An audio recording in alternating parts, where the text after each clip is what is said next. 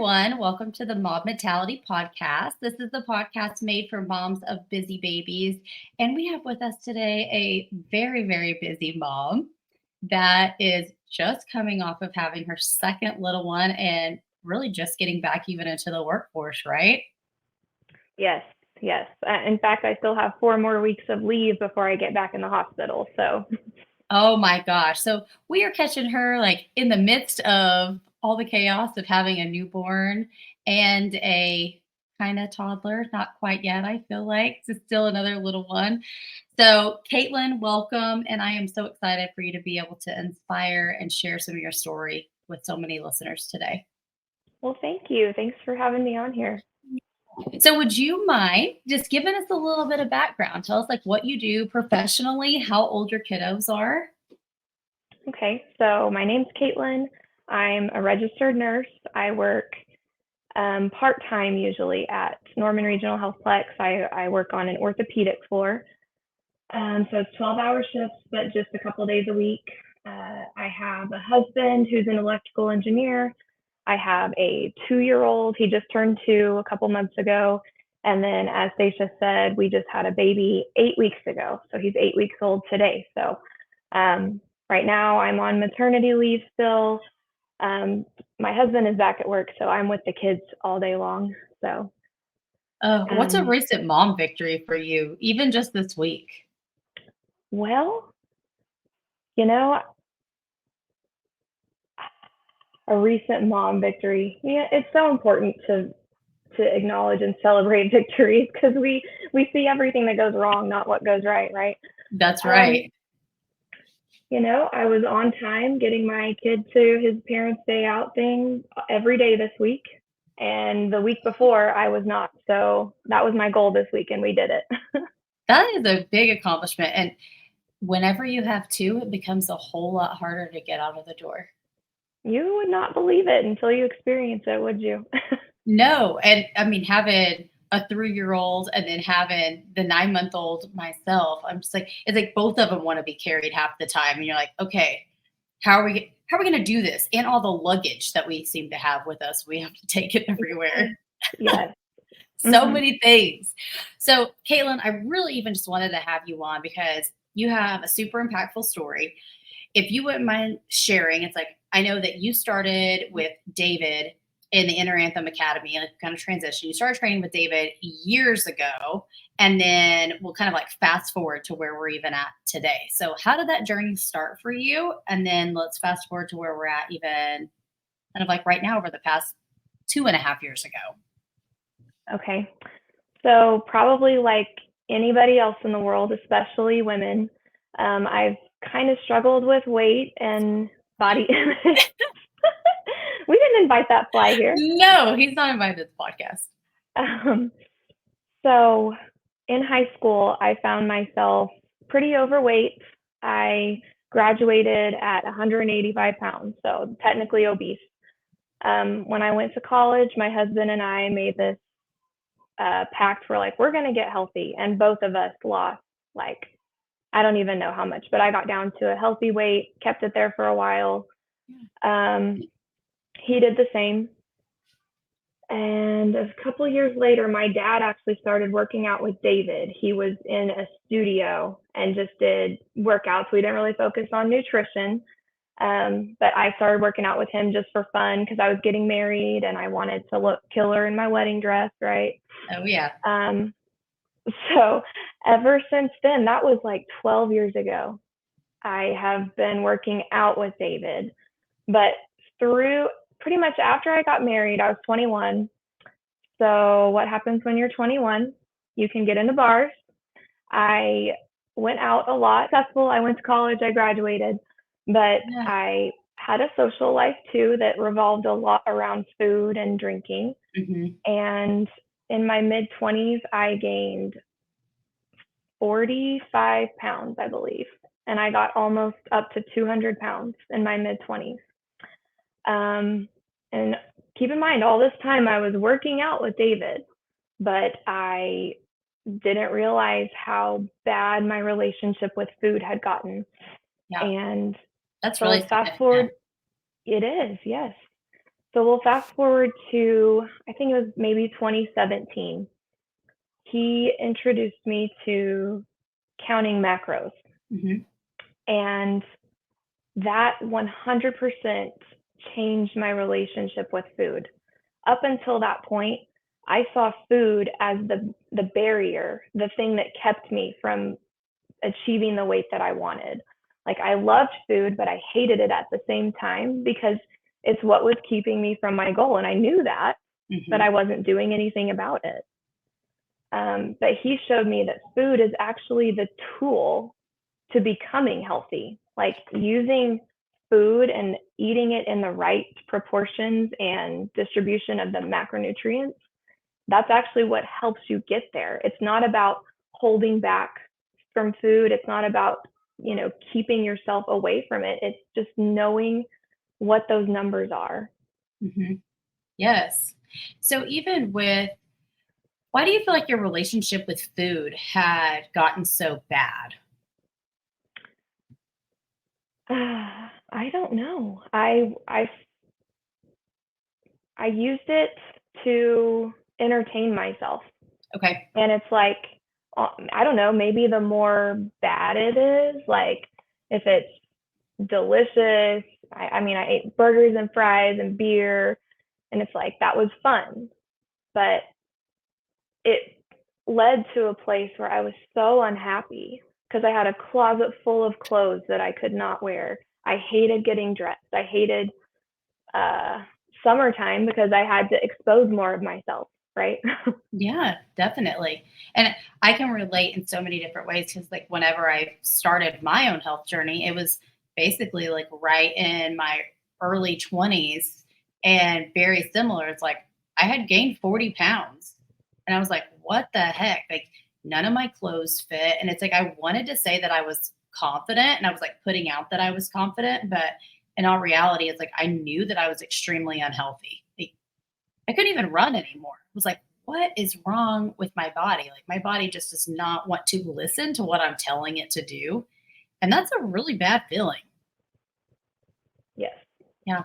So I've just said very much in the same boat of like, okay, or 20s, and we're supposed to be like, able to wear all these cute clothes and feel fantastic. And it's like, I don't like putting anything on in my closet and none of it even fits. Yes. It's a terrible feeling. Mm-hmm. So even if you don't mind, so now it's like you have a 2-year-old. So would you even share a little bit of like your journey on, it's like getting pregnant, when you first started even like paying more attention to your own health, but even how pregnancy impacted your health? Yes. Okay. So we left off at, I started counting macros. Mm-hmm. I lost 50 pounds.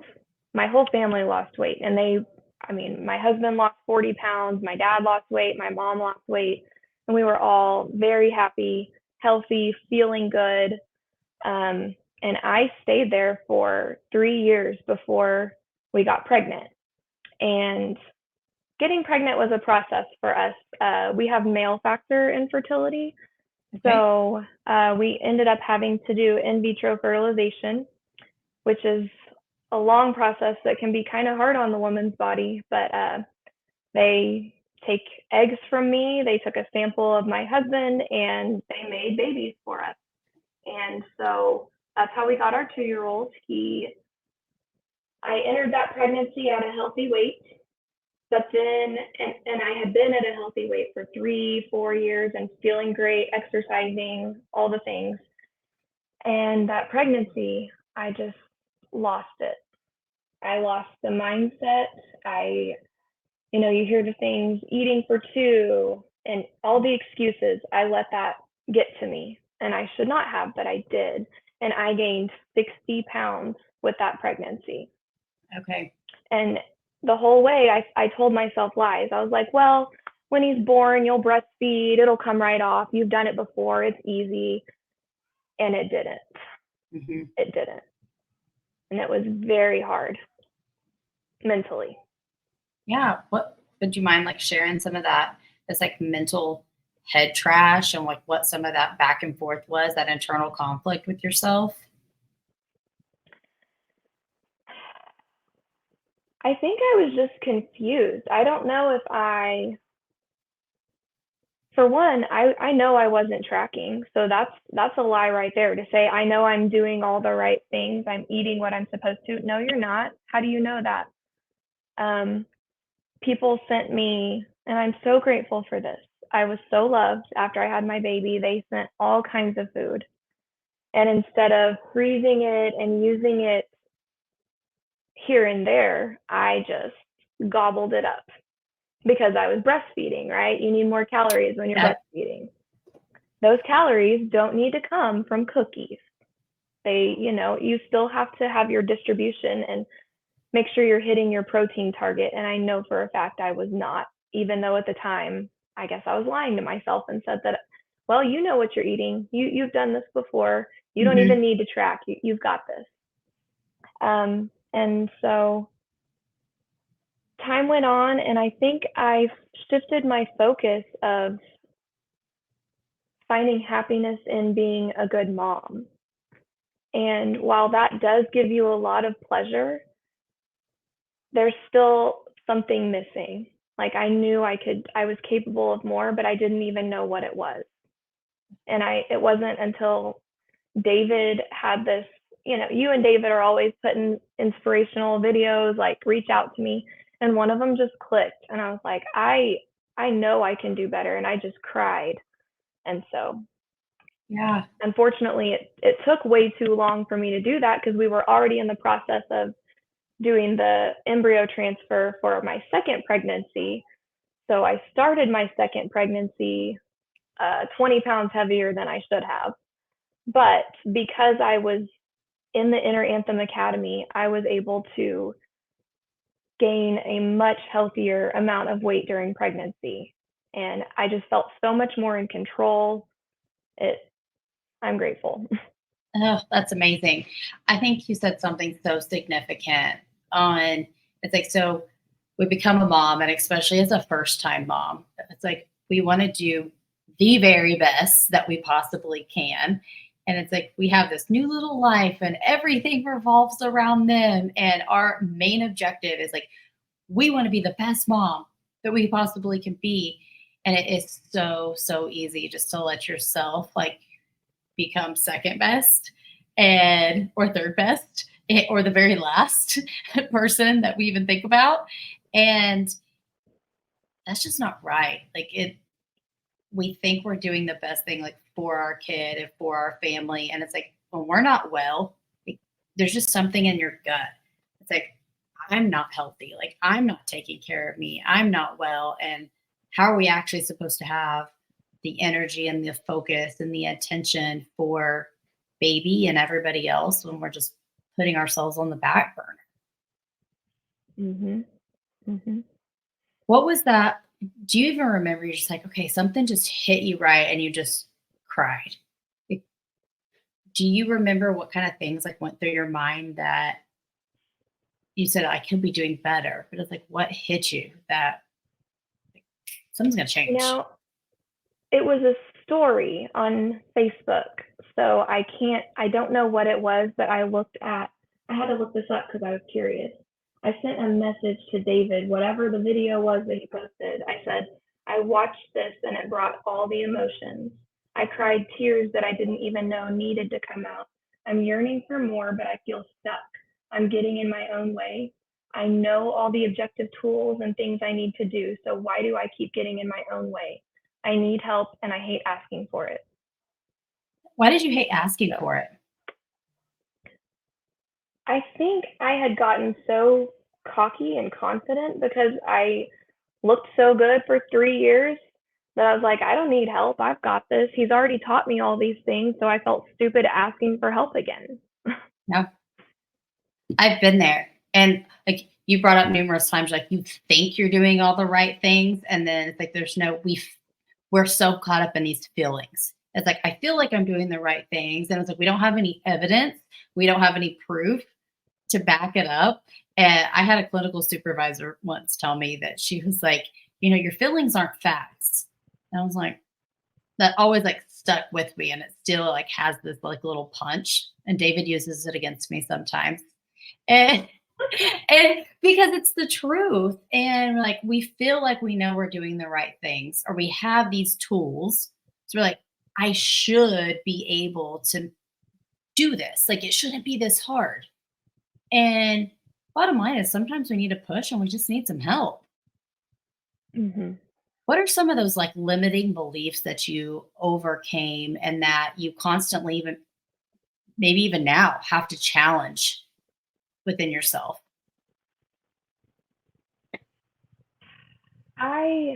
So one of my favorite phrases is pick your hard. Whenever I find myself saying, "Oh my gosh, I have so much to do with these two little ones. It's too hard to sit here and track my food. It's too hard to food prep and meal prep." You know what? Being obese is hard. Diabetes is hard. All these other things, those are hard. And if you don't do this hard thing of taking care of yourself, that's going to be the hard that you have to face later. And so that's something I had to knock down. It's not that hard. Put it in perspective. It's really not that hard. Um, and then another thing, David posted this video about finding or using discipline. Don't chase after motivation. Motivation is great. Finding motivation in videos, in quotes, whatever. But discipline is what gets you through those times when motivation isn't there. And so I told myself, you can sit there and you're like, oh, I cannot find the motivation to do this. Well, cool. Have the discipline to do it. Yeah. So You have turned into like your own best friend and your own coach. And I think like, so even for me, it's like working with women and it's like, that is the overall goal. There's like these thoughts and like where you go with things like, okay, pick your hard. And I think that's a harsh truth to have to actually tell yourself. It's like, I may feel like this is hard in the moment and I'm exhausted and I'm tired and I don't feel like doing it. But you're right, diabetes is hard. Not being around for your kids or able to participate in their activities and be part of these memories, like that's hard. mhm. So you are coaching yourself, which I think can be so inspiring to so many other women that it's like your mindset can shift. It can. And sometimes you need someone to help you dig in there, Yeah. but it can happen. How did things look? So you went through, fertility issues, and then it's like y'all even had help getting pregnant. And first pregnancy, we believed a lot of the lies that people tell us of, we're eating for two and it's okay to do all these things and not really think about the aftermath that comes with that. And then you got pregnant again, and we have second little baby. And how did things look this second pregnancy that made it actually healthier for you and even for your whole family since you had already started doing this work? Well, the fitness had always been there. Like I said, working out has never been an issue for me, but the nutrition, like having the discipline to track my food every day so that I made sure I was hitting my targets. I knew that I was fueling my body in a way that would more healthily grow a baby. Um, I So with my first pregnancy, I actually did go to the ER twice. My OB sent me because I had high blood pressure, and this time that didn't happen. Um, Even though I started at a heavier weight, so I ended up close to where I ended up last time because I started heavier, but the weight gain was a healthier rate, and I was eating the right things. So I had a much healthier pregnancy. My recovery was much faster. Both pregnancies I delivered with a C-section, but this one was so much better. Um, I I got all the goodies in the food this time, but I stuck it in the freezer. I'm eating it appropriately. I'm tracking it. I still appreciate it so much, but I'm not shoving it down my throat. We don't live in that scarcity mindset anymore. Like we have to have it all. We have to have it all right now because it's not going to be here Right. later. Like it's your freezer. Mm-hmm. Who are you going to invite over to steal your food? I hope nobody. What even you said it's like your recovery, even with the C-section, was easier. Like, can you just even elaborate on like what made it easier this go around? I really don't know what made it easier. I just had less pain. I didn't take the, narcotic pain medicine as long this time. I was able to get up and move faster. Um, and it's hard because this time I had a toddler and a newborn. So, Yeah. I can't lift my toddler, but I was still able to get down on the floor with him. And I know that that's because I took care of myself throughout pregnancy this time. Mhm. Yeah. How did taking care of yourself even like directly impact your family? Like whenever you even decided after even having one baby, like say, because I feel like it's right in the middle of this. You're like, all right, something needs to change. But it's like, how did having, I call them our babies still. I'm like, two's not very old. So it's like having, even a 1 year old. Like, how did you deciding to get back into caring for your own mental, physical health directly impact like your relationship with your family, your relationship with yourself? Oh, it's one of those things where it happens so slowly you don't realize it. But once I got enrolled and started changing my mindset and getting healthier in my mind, my relationship with my husband got better. We made time for the two of us. Um, it's contagious, moods are contagious. And when you're depressed and anxious, that spills into your whole family. When you're taking care of yourself, that also spills into your family. And so I noticed just the tension in my household was gone after I started really paying attention to this. So, Did you ever have any guilt with investing just resources, like that your time, your energy, your money, any of those things, like into yourself? I absolutely did. Because we spent $8,000 trying to get pregnant. IVF is not cheap. And so then I felt guilty putting money toward myself, but it did not take but 2 days for me to see a difference and say, oh my gosh, this is worth every penny. That you can't put a number on mental health. And I don't know. It's, Yeah. yeah, that guilt is gone now. Let's just say that. That's amazing because I find that seems just to be such like a reoccurring thing for moms, especially, but just even for women in general. It's like I should be putting this money towards my home or my family or what my kids want to do, and being able to take a step back and like there's not a price tag on being healthy, being present, being able to actually like be yourself instead of just Mm-hmm. being a shell almost. Mm-hmm. Yeah, that's a big Yeah. one. Yeah. You mentioned, feeling guilty about not putting that money toward your house or toward your kids.